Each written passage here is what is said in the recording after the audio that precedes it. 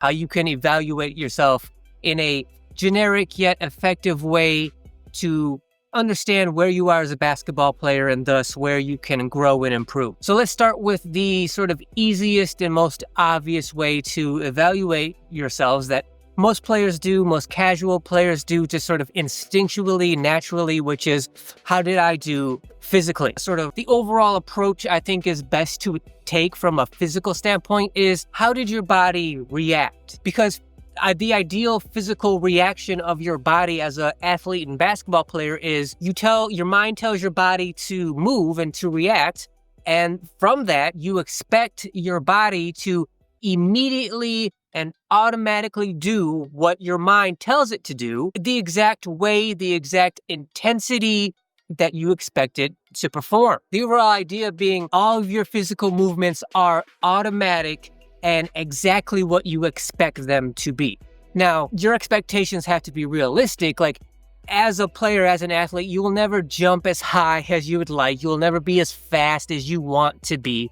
But from a realistic expectations point of view, ideally, physically, when you tell your body to do something, if your body does that from a physical standpoint, then you're great, right? But most players, there's always some kind of improvement that can be made, right? You're not going to move as fast as you would like. You don't jump as explosively or high as you would like.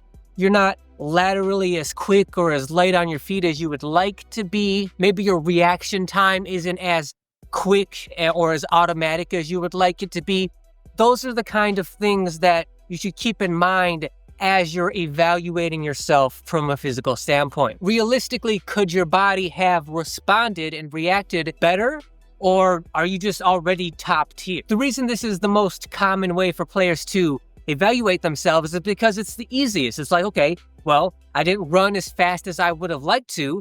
That means I have to work on my speed, or I didn't jump as high or as explosively as I would have liked to. I got to work on my plyometrics. Physically evaluating yourself is most common because it's the simplest thing to correct. Whatever problems you find, you just got to come up with the obvious physical solutions as how to solve those problems. And you can just feel it as you're moving around out here. You can feel if you are slow or sluggish or heavy on your feet or weak or tired or out of breath. Like, you can feel that as you're going through the motions as a player. So not only can you evaluate yourself after the game, reflecting on how the game went, but during the game, physically, it's very easy to feel how you're performing.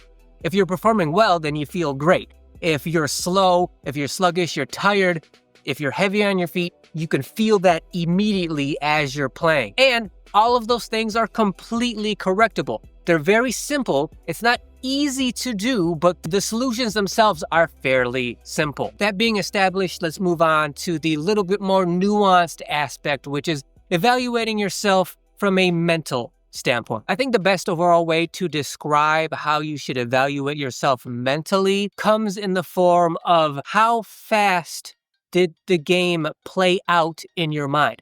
How fast was your perception of the game? So if you want, you can think of it in sort of two extremes, right? The one extreme being the game was going so fast, it was so chaotic, there was so much movement and speed